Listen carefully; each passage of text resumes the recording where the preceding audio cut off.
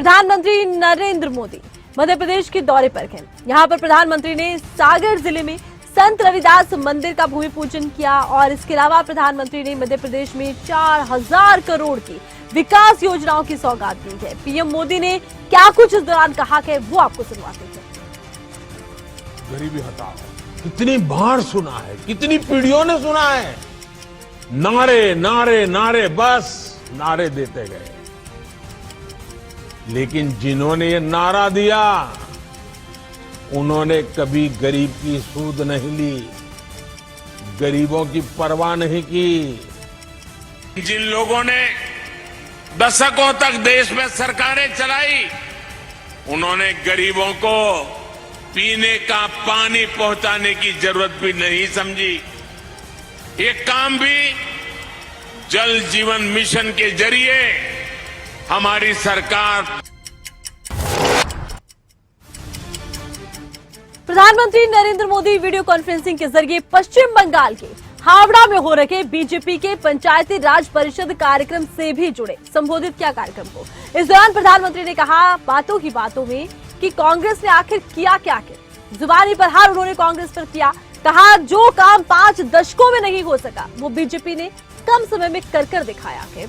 और सीधे तौर पर उन्होंने कांग्रेस की कई ऐसी बातें हैं जिन्हें गिनवाया है। उन्होंने कहा है कि कभी देश को पानी नहीं दे पाए, देश का विकास नहीं कर पाए। क्या कुछ कहा पीएम मोदी ने? वो गरीबी हटा पाए। एक स्वाभाविक सा प्रश्न है कि जो काम 5 दशकों में नहीं हो सका वो भाजपा सरकार ने इतने कम समय में कैसे करके दिखाया। इसके प्रधानमंत्री नरेंद्र मोदी ने बंगाल की चुनावी हिंसा पर बात की। इस दौरान उन्होंने कहा कि जब बंगाल में मतदान होते हैं तो एक एक वोट पर अड़ंगा लगाया जाता है। बंगाल में पंचायत चुनाव में खूनी खेल हुआ है। अपने संबोधन में पीएम मोदी ने बंगाल की हिंसा को लेकर सीधे तौर पर निशाने पर लिया है बंगाल की सरकार को। इस मौके पर उन्होंने कहा कि जिस तरह से चुनाव हुए, जिस तरह से हिंसा की खबरें आई, यही देखने को मिला कि आए दिन खूनी खेल खेला जा रहा है। कानून व्यवस्था मानो धराशायी कर दी गई।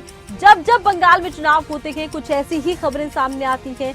यूं लगता है कि एक एक वोट की लड़ाई है। हमारे कार्यकर्ता पश्चिम बंगाल का उस पुराने वैभव को वापस लाने के लिए काम कर रहे हैं। अभी अभी वहां पंचायत के चुनाव हुए।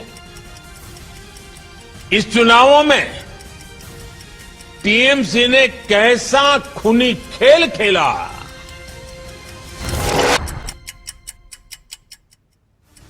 लोकसभा से निलंबित होने के बाद इधर कांग्रेस नेता अधीर रंजन चौधरी सरकार पर बरसते नजर आए हैं। इस बीच अधीर रंजन ने एक बड़ा बयान दिया है। उन्होंने कहा कि अगर निलंबन वापस नहीं हुआ तो जरूरत पड़ने पर वो सुप्रीम कोर्ट का रुख अख्तियार करेंगे। अधीर रंजन ने कहा कि पीएम मोदी चांद से लेकर चिता तक पर बात करते हैं। क्या कुछ कहते नजर आए अधीर रंजन, देखिए। हम सबको एहसास तो थी कि देश की प्रधानमंत्री चांद से लेकर चीता तक हर चीज में बात रखते हैं, तो भला मणिपुर क्यों? कोई भी मुद्दे पे देश की विपक्ष के सारे विपक्ष जब मांग करते हैं, विपक्ष की मांग को सम्मान देते हैं, वो भी हमारे लिए और देश के लिए।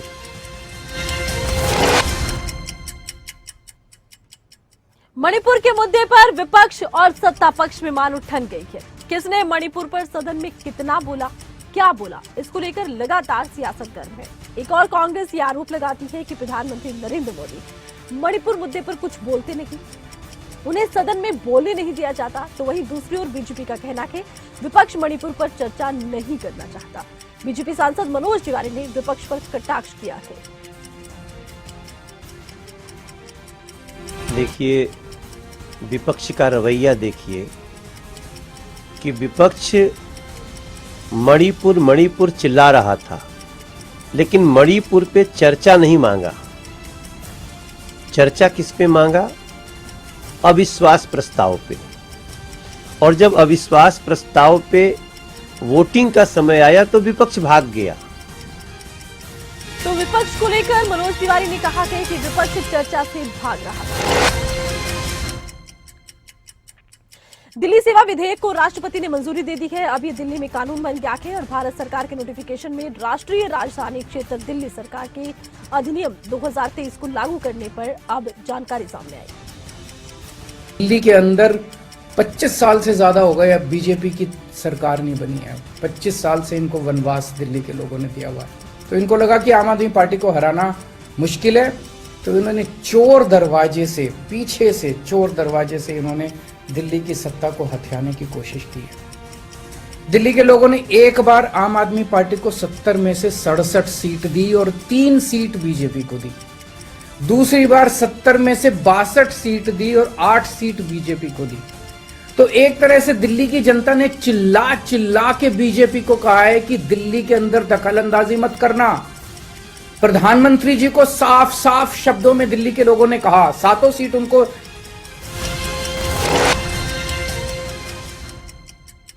भारत सरकार ने ऐतिहासिक कदम उठाते हुए 3 महत्वपूर्ण कानूनों को समाप्त कर उसकी जगह पर 3 नए कानून पेश कर 11 अगस्त को इन्हें लोकसभा में पेश किया। गृह मंत्री अमित शाह ने संसद में तीनों कानूनों को पेश करते हुए कहा, गुलामी की सभी निशानियों को समाप्त करने की दिशा में कदम उठाया है। अब तक जो कानून है उसके दंड दिए जाने की अवधारणा है, जबकि नए कानून में देश के लोगों के लिए न्याय देने का प्रावधान किया गया है, जो अब तक का सबसे प्रभावी कदम है। मैं सदन को आश्वस्त कर सकता हूं कि 1860 से लेकर 2023 पर 23 तक अंग्रेजों ने बनाए, अंग्रेज पार्लियामेंट ने बनाए हुए कानून के आधार पर इस देश की क्रिमिनल जस्टिस सिस्टम चलती रही।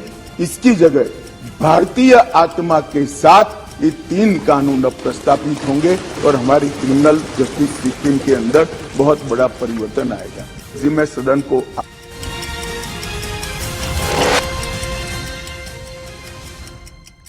धोखे से या बिना विवाह इरादे से किसी महिला से शादी करने का वादा करना या पहचान छिपाकर महिला के साथ शारीरिक संबंध बनाने वालों की अब खैर नहीं है।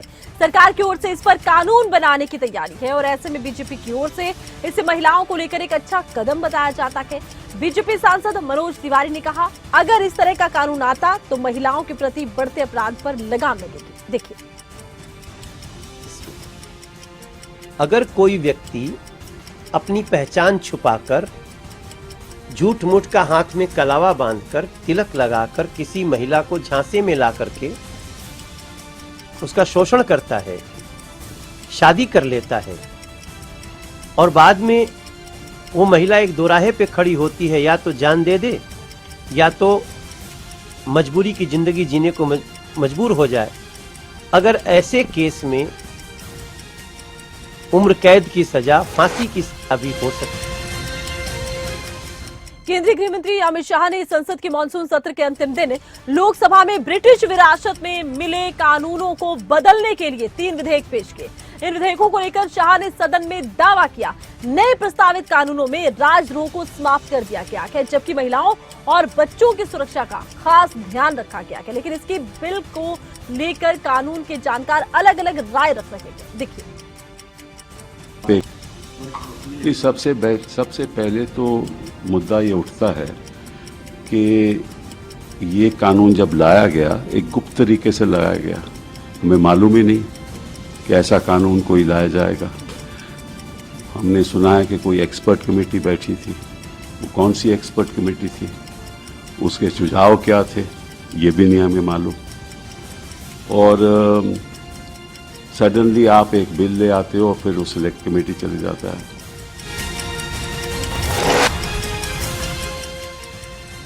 उद्धव बाला साहेब ठाकरे गुट की शिवसेना के राज्यसभा सांसद संजय राउत ने देशद्रोह कानून को लेकर गृह मंत्री पर निशाना साधा। उन्होंने कहा कि क्या सरकार DRDO के वैज्ञानिक प्रदीप कुरूलकर को बचाने के लिए देशद्रोह कानून हटा रही है। क्या कुछ कहा कि देखिए। अच्छी बात है, इस देश में कोई देशद्रोही नहीं है। जिसको ऊपर देशद्रोह का कानून लगाना चाहिए था, आपने लगाया नहीं।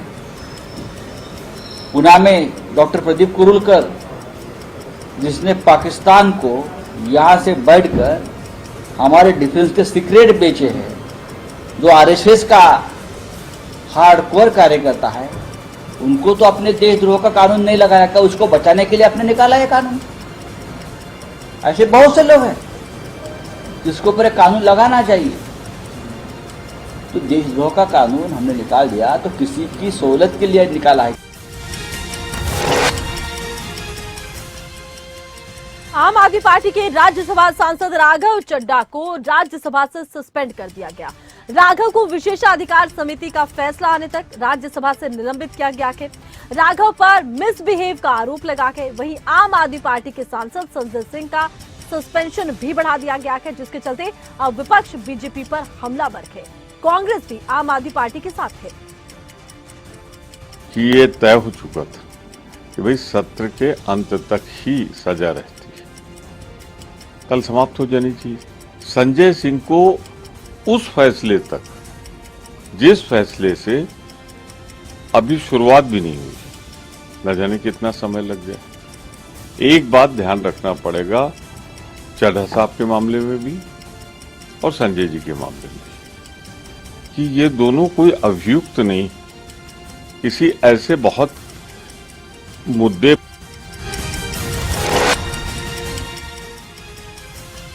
जम्मू कश्मीर के नेता इन दिनों काफी सक्रिय हो गए हैं और इस लिस्ट में सबसे ऊपर फारूक अब्दुल्ला का नाम आता है। अलग अलग मुद्दे जिन पर अपनी राय देने वाले फारूक अब्दुल्ला एक बार फिर से भारत पाकिस्तान के रिश्ते पर बोलते नजर आए हैं। भारत पाक संबंधों पर सांसद फारूक अब्दुल्ला ने कहा कि जब तक दोनों भारत और पाकिस्तान कश्मीर मुद्दे पर बैठकर बात नहीं करते तब तक हल नहीं निकलेगा, तब तक तमाशा चलता रहेगा, लड़ाई भी होती रहेगी। दोनों मुल्कों के में दिल साफ होना चाहिए। दिखावट बहुत होगी, मगर जब तक कश्मीर के मामले में दोनों मुल्क ईमानदारी से नहीं बात करेंगे तब तक ये सब तमाशा है। इस तमाशे को करते जाएंगे, हर साल होता जाएगा तमाशा, मगर यह मामला वहीं रहेगा।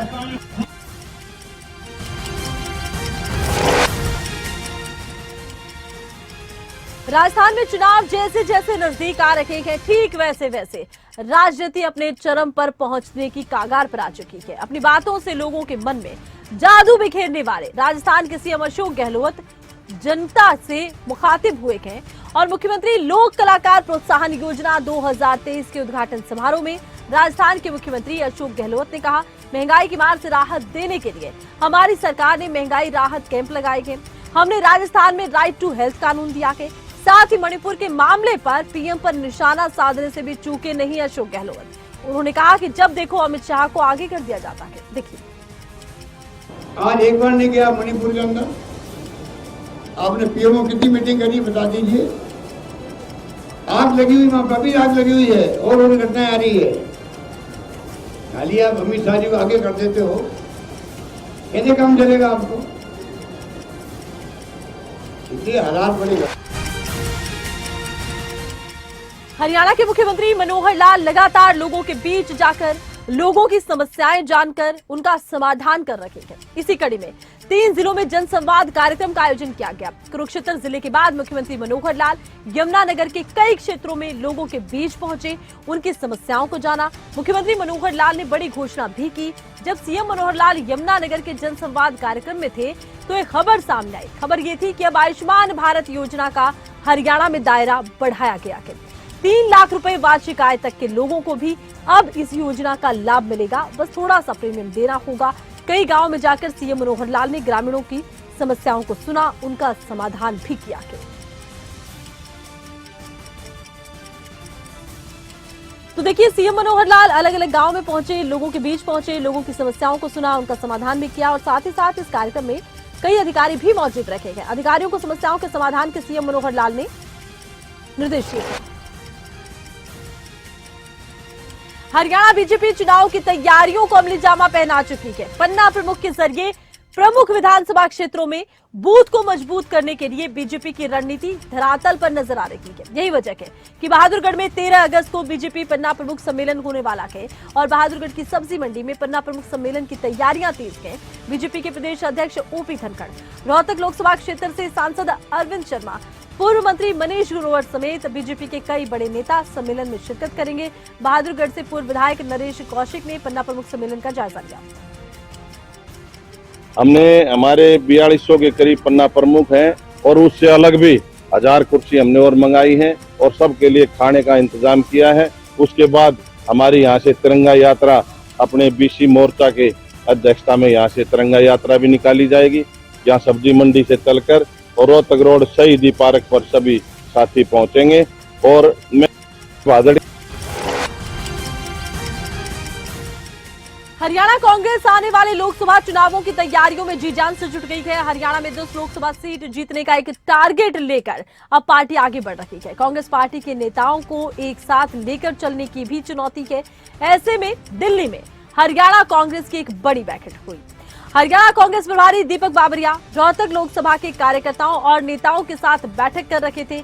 इस बैठक में रोहतक लोकसभा क्षेत्र को लेकर विस्तार से बातचीत की गई है। महत्वपूर्ण ये बैठक रही है। इस मौके पर बीबी बत्रा की तरफ से क्या कुछ कहा गया है, वो सुनिए। हमारे कांग्रेस के प्रभारी श्री दीपक बाबरिया जी बड़े एफर्ट्स कर रहे हैं, बड़े संजीदा में कर रहे हैं और उनका वे ऑफ वर्किंग हमें पसंद आया उस बात के लिए। और सभी से बात लेके कैसे संगठन बनना चाहिए, आगे चलना चाहिए, कैसे लोकसभा का चुनाव लड़ना चाहिए, कैसे राज्य विधानसभा का चुनाव लड़ते हैं, सारी प्रक्रिया पर डिस्कशन हुई। ये पार्टी लेवल के डिस्कशन है और पार्टी हर एक को सजेशन दे।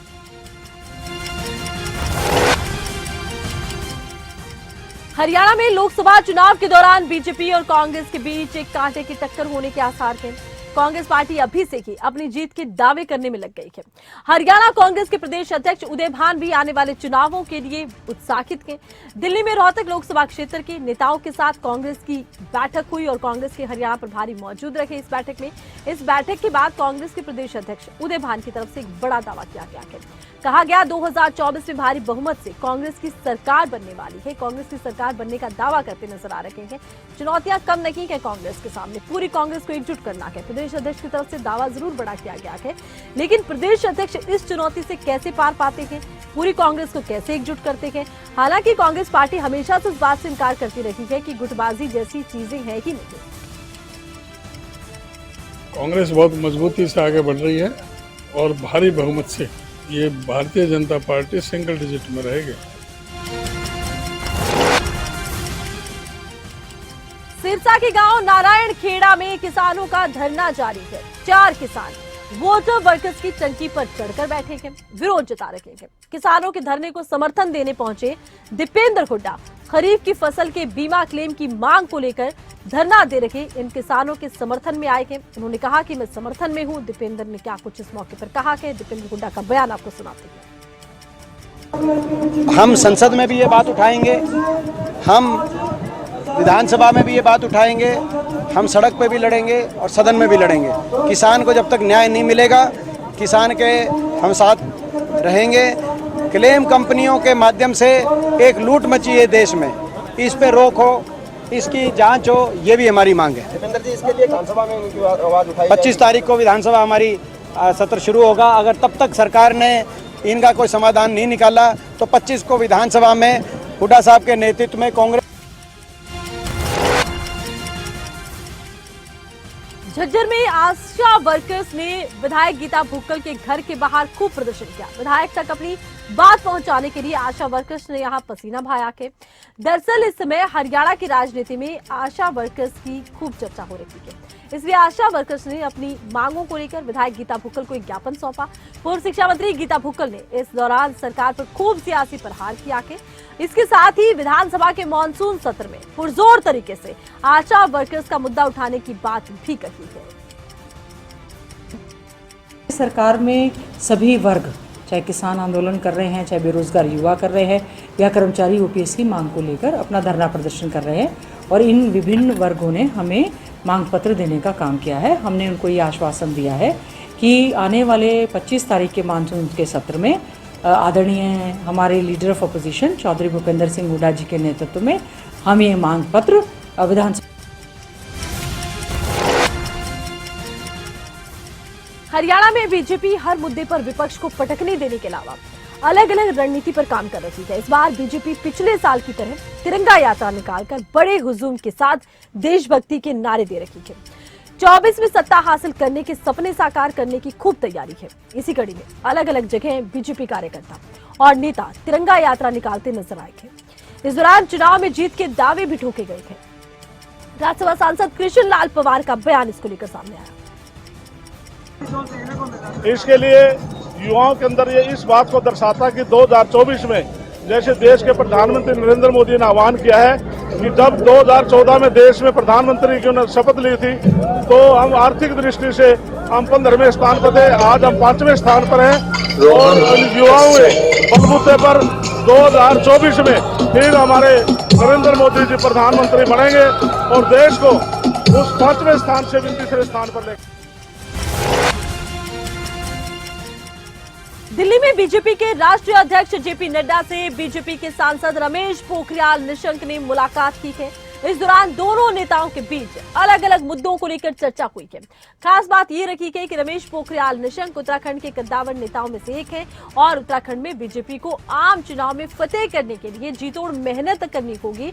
उत्तराखंड में बीजेपी सरकार का रिपोर्ट कार्ड भी अहम है, तो वहीं दूसरी ओर सांसदों के रिपोर्ट कार्ड का आकलन भी महत्वपूर्ण हो जाता है। इसीलिए ये बैठक चर्चा का विषय इस वक्त बनी हुई है। आने वाले चुनावों की तैयारियों में बीजेपी जुटी हुई है। इधर उत्तराखंड बीजेपी की तरफ से भी कई तरह के कार्यक्रमों का आयोजन किया जा रहा है। लगातार देखा यह जा रहा है कि बीजेपी ने उत्तराखंड में अलग अलग कार्यक्रमों का आयोजन किया है। अलग अलग यात्राएं बीजेपी की तरफ से निकाली जानी है। इसी को लेकर उत्तराखंड बीजेपी तैयारियों में जुटी हुई है। इसी बीच ये बैठक महत्वपूर्ण मानी जा रही है। माना जा रहा है लोकसभा चुनावों की तैयारियों के बीच उत्तराखंड में किस तरह से बीजेपी आगे बढ़ रही है, क्या रणनीति है, इसको लेकर ये चर्चा महत्वपूर्ण इस बैठक में। हमारे देश में सियासत किसी भी मुद्दे पर शुरू हो सकती है, चाहे मुद्दा विकास का हो या बर्बादी का हो। उत्तराखंड में भारी बरसात के बाद भूस्खलन से भारी तबाही। ऐसे में जहां सरकार की ओर से व्यवस्थाओं को दुरुस्त करने का एक प्रयास नजर आता है, तो दूसरी ओर विपक्ष सरकार पर हमलावर है। उत्तराखंड में भारी बरसात और भूस्खलन पर सियासी घमासान छिड़ गया। कांग्रेस सरकार पर आरोप लगाती है अवैध खनन के चलते भूस्खलन हुआ है, लेकिन सरकार कोई कार्रवाई नहीं कर रही। सेफ्टी सर्वे में ब्रिजेस के 36 पुल थे, अब वो बढ़कर के 80 के करीब हो गए खतरे की जद में, और इसमें 95% जो डेंजर जोन में आए हैं वो अवैध खनन की वजह से आए हैं। इलीगल माइनिंग आज की जो तबाही का पूरा मंजर है पूरे राज्य का।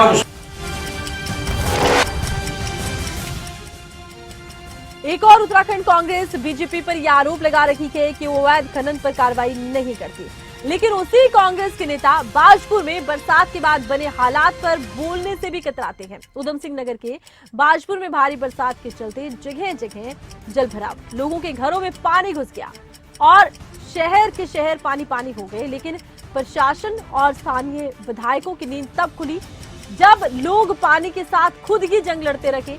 बाजपुर से विधायक है उत्तराखंड के नेता प्रतिपक्ष यशपाल आर्य खुद पहुंचे मौके पर।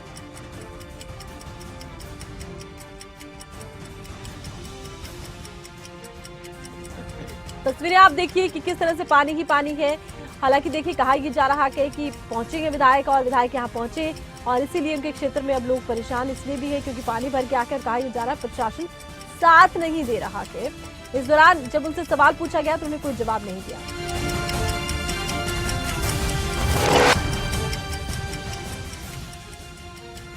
उत्तराखंड में बागेश्वर विधानसभा उपचुनाव को लेकर अब सियासत गर्मा गई है। 5 सितंबर को बागेश्वर विधानसभा सीट के लिए उपचुनाव होना है। ऐसे में बीजेपी और कांग्रेस की ओर से अपनी अपनी जीत के दावे किए जा रहे हैं और इसी बीच बीजेपी की ओर से बागेश्वर उपचुनाव को लेकर कांग्रेस पर आरोप लगाए गए। अब कांग्रेस ने इसको लेकर जवाब दिया। उत्तराखंड कांग्रेस की मुख्य प्रवक्ता गरिमा दसौनी ने कहा है कि बीजेपी प्रदेश अध्यक्ष इस समय बड़बोले बयान दे रखे हैं। क्या कुछ कहा है आप भी सुनिए। सुनने में आया है कि उत्तराखंड भाजपा के प्रदेश अध्यक्ष महेंद्र भट्ट ने कांग्रेस पार्टी पर यह आरोप लगाया है कि बागेश्वर में कांग्रेस पार्टी को कोई कैंडिडेट नहीं मिल रहा है और दूसरी पार्टी से आयात करने का कांग्रेस पार्टी ने मन बनाया है। महेंद्र भट्ट पहले इस बात का जवाब दें कि अभी अगस्त क्रांति के दिन समूची भाजपा ने देश भर में जो झंडा बुलंद किया था वो परिवारवाद के खिलाफ किया था। सल्ट में आप स्वर्गीय सुरेंद्र जीना के भाई महेश जीना को टिकट देते हैं। पिथौरागढ़ में आप स्वर्गीय 24 की खबर में बस इतना ही। आप देखते रहिए खबरें अभी तक। नमस्कार।